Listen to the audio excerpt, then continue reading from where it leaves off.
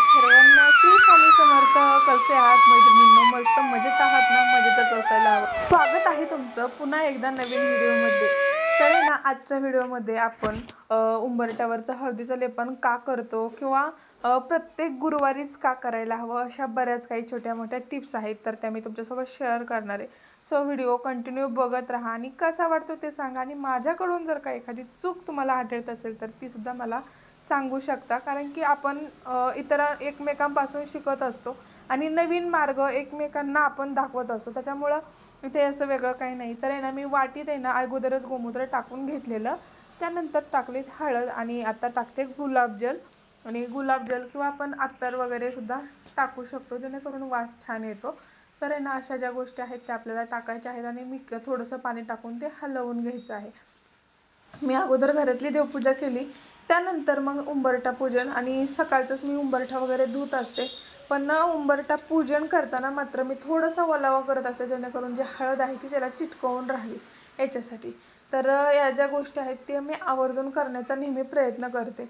तुम्ही सुद्धा करा. बघा, आपल्याला एकदम पवित्रता वाटते, छान वाटतं, घरातील निगेटिव्हिटी घरातून दूर गेल्यासारखी वाटते. कारण की हे हळदीचं लेपन फक्त हळदीचं लेपन नाही आहे, तर आहे ना, हे आपल्या महालक्ष्मीला, आपल्या स्वामींना प्रसन्न करण्याचं एक प्रतीक आहे, एक चिन्ह आहे की आपण काहीतरी करतोय आणि आपल्या मनाला वेगळंच समाधान लागते. दरवाजासुद्धा गोमूत्राचं पाणी घेऊन दरवाजा स्वच्छ पुसून घेतलेला, आता तो सुकलाय आणि आता तुम्हाला उलटं स्वस्तिक दिसेल इथे. तर आहे ना, मी स्वस्तिक काढून घेतलं आणि या ज्या सगळ्या गोष्टी आहेत ते बाळाला माझ्या शाळेत पाठवल्यानंतर केल्या. कारण की आता पहिलं मी सकाळचं लवकर उठून करायची, पण आता होत नाही, तिचं उरकून द्यावं लागतं, डब्बा असतो, तिला आवरायचं, आंघोळ हे ते घालायचं. त्याच्यामुळं बाळाला शाळेत पाठवल्यानंतर मग मी घरातले कामावरून मग हे सगळ्या गोष्टी करत असते आणि एकदम छान वाटते. हे स्वस्तिक काढल्याच्या नंतर साईडला 2 रेषा काढायच्या आहेत. आपल्या घरात जे कोणी वाईट नजरेने बघत असतं ना, ते बाहेरल्या बाहेरच निघून जातं, म्हणजे त्याचा प्रवेश जो आहे तो आपल्या आतपर्यंत येत नाही. याच्यासाठी हे दरवाजावरती छान असं हळदीचं स्वस्तिक आणि उंबरठ्यावरती छान असं हळदीचं लेपन करून घ्यायचं आहे. थोडासा ओलावा केला आणि नंतर मग आपल्या हळदीचं लेपन आहे ते मी करून घेते. अगोदरच गोमूत्राच्या पाण्याने उंबरठासुद्धा धुतलेला. तर आहे ना, हळदीचं लेपन करताना आपण बघा गावाकडं कसं सारून वगैरे काढतो ना शेणानं, तर आहे ना त्या पद्धतीने आपण हे जे उंबरठ्याचं जे आहे ना हळदीचं, आपण हाताने करायचं आहे. तर तुम्हाला जर का चमच्याने करायचं असेल तर करू शकता, पण बघा उंबरठा असा आहे, त्याच्यामुळे या सगळ्या गोष्टी चमच्याने ॲडजस्ट होणाऱ्या नाही आहेत. त्याच्यामुळं मी पूर्ण झाकून टाकते उंबरा हळदीने. त्याच्यामुळं मी नेहमी हातानेच करत असते आणि हाताने केलं तर मलाही छान वाटतं आणि काहीतरी आपण चांगलं करतोय याचा आनंद होतो. तर आहे ना, साईडला आहे ना इथे छोटी छोटी रांगोळी असणार, त्याच्यामुळं थोडे छोटे छोटे तिकडूनही हळदीचं लेपन करून घेत असते आणि त्याच्यावरती आपण लक्ष्मीचे पावलं असू देत किंवा इतर रांगोळी असू देत, मी असं करत असते. तिथं झालं. आता इकडे साईडला तुळशी माता आहे आमची, तर इथे सुद्धा हळदीचं लेपन करून घेतलं आणि त्याच्यावरती आपली असणारे रांगोळी, एक असणारे स्वस्तिक आणि दुसरं असणारे श्री. आता लक्ष्मीची पावलंसुद्धा काढत असते, पण यावेळेस नाही काढलं. तर असं आहे, तर असं करायचं आहे. आणि हळदीचं पाणी प्रत्येक गुरुवारी तुळशीला टाकायचं आहे. आणि गाईचं शुद्ध म्हणजे गाईचं एकदम छान असं शुद्ध जर का दूध भेटत असेल तर ते सुद्धा कच्चं दूध जे आहे ते प्रत्येक गुरुवारी तुळशीला अर्पण करायचं. त्याने काय होतं, आपल्याला एक पॉझिटिव्ह एनर्जी मिळते आणि घरात लक्ष्मी माता हसत हसत नांदत असते याच्यासाठी. तर आहे ना, छान अशी रांगोळी काढून घेतली तुळशी माताजवळ सुद्धा. आता इथे सुद्धा स्वस्तिक काढलं आणि बघा आता खाली पिवळा कलर, म्हणजे हळदीचं जे लेपन असणार आहे ना, त्याच्यामुळं आपलं जर स्वस्तिक आहे एकदम छान दिसणार आहे. किंवा कुठलीही रांगोळी असू देत, खाली येल्लो कलर असेल नाही, एकदम ग्रेट. रांगोळी काढून झाली, तुळशी माताला नमस्कार केला आणि त्यानंतर आता वेळ आली आपल्या उंबरठ्यावरती छान अशा लाल कुंकवाची, म्हणजे आपलं जे कुंकू आहे तर कुंकवाने त्या उंबरठ्यावरती एकदम मधोमध सेंटरला छान असं स्वस्तिक काढायचं. आणि मग आपण ज्या काही रांगोळ्या काढल्या आहेत ना, त्या रांगोळ्यावरती सुद्धा हळदी कुंकू टाकायचं आणि स्वस्तिकला सुद्धा हळदी कुंकू लावून घ्यायचं. तर असं काही मी करते आणि एकदम छान वाटतं. करायला वेळ लागतो मान्य आहे मला, पण केलं तर एकदम चांगलं. आणि आपण घरीच असतो, कुठं जॉबलाही जात नाही ना. जॉबला जाणार असेल तर ठीक आहे, पण घरी आहे म्हटल्यावर या सगळ्या गोष्टी केल्या तर एकदम छान वाटतं. आणि बघा इथे असं केलं आहे. आणि हळदीचं पाणीसुद्धा सकाळचं दारात टाकायचं आहे किंवा आपण देवपूजा करताना असं म्हणतात की आपले जे पुरुष देव असतात ना त्यांना हळदी कुंकू लावायचं नसतं.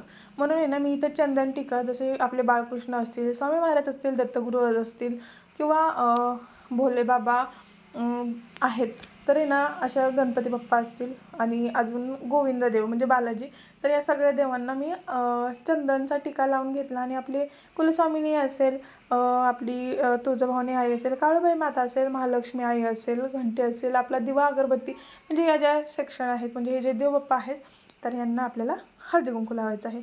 यानंतर मी घेत असते तुपाचा दिवा, शुद्ध तुपाचा दिवा. तर आहे ना ह्या दिव्यानीच मी प्रत्येक गुरुवारी उजेड करत असते, म्हणजे आपल्या तुळशी मातापाशी आणि देवघरात सुद्धा. इकडे मी दिवे लावून देते 15 ते 20 मिनिट कंटिन्यू हे चालतात. आणि छान वाटतं, एक वेगळी एनर्जी आणि वास एकदम छान येतो. त्याच्यामुळं मग हे लावलं ना एकदम अजून छान पवित्रता वाटते. आणि अशा पद्धतीने माझी देवपूजा होत आलेली आहे. आणि तुम्हीसुद्धा कसं करता नक्की सांगा. आणि आपल्या यानंतर आपले जे काही व्हिडिओ असतील ना, जर का आपण आत्तापर्यंत तुम्हाला एक सांगायचं आहे, गिफ्ट ठेवणार आहोत. आत्तापर्यंत आपण एकदाही गिफ्ट ठेवलेलं नाही आहे, पण आपण आता इथून पुढे आपल्या व्हिडिओच्या माध्यमातून गिफ्ट देण्याचा प्रयत्न करतो आहे. तर प्रश्न असणार आहे त्याच्यासाठी, तर आहे ना तुम्हालासुद्धा ही जी आयडिया आहे, ही कल्पना आहे, आवडली का सांगा. तर प्रश्न असा आहे, आपलं स्वामी समर्थ बाळ हे आपलं चॅनेल आहे. आणि या चॅनेलवरती जेव्हा आपण पहिल्यांदा चॅनेल सुरुवात केलं तर सगळ्यात अगोदर या चॅनेलवरती तुम्हाला माहिती आहे मला गाणं म्हणायला खूप जास्त आवडतं.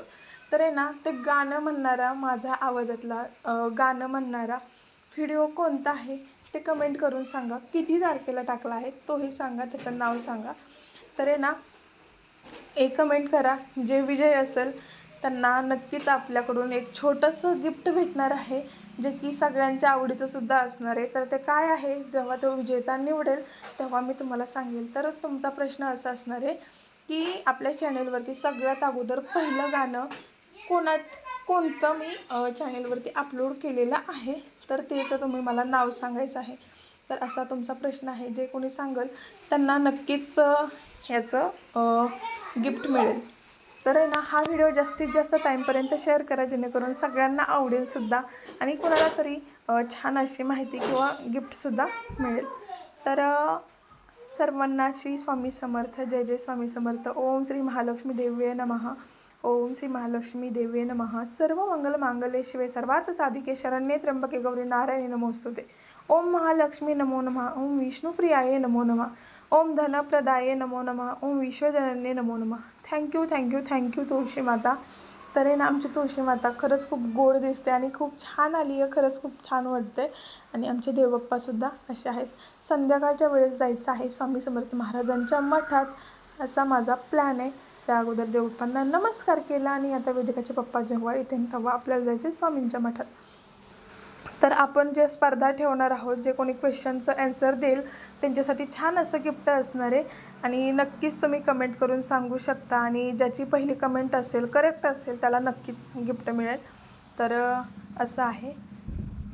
इथून पुढे आपण नवनवीन गोष्टी आपल्या चॅनेलच्या माध्यमातून जेणेकरून इतर जे ऑडियन्स माझे व्हिडिओ बघत आहेत त्यांचाही फायदा होईल आणि माझाही फायदा होईल, अशा काही गोष्टी मी व्हिडिओच्या माध्यमातून ॲड करत राहणार आहे. त्याच्यामुळे व्हिडिओ कुठेही स्किप न करता कंटिन्यू बघत चालत चला. आणि तुम्हाला नवनवीन गिफ्ट जे की मी आत्तापर्यंत एकदाही दिलेलं नाही आहे, ते असे गिफ्ट मी तुम्हाला इथून पुढे देण्याचा प्रयत्न करते. So take care. Bye. Shri Swami Samarth. Bye.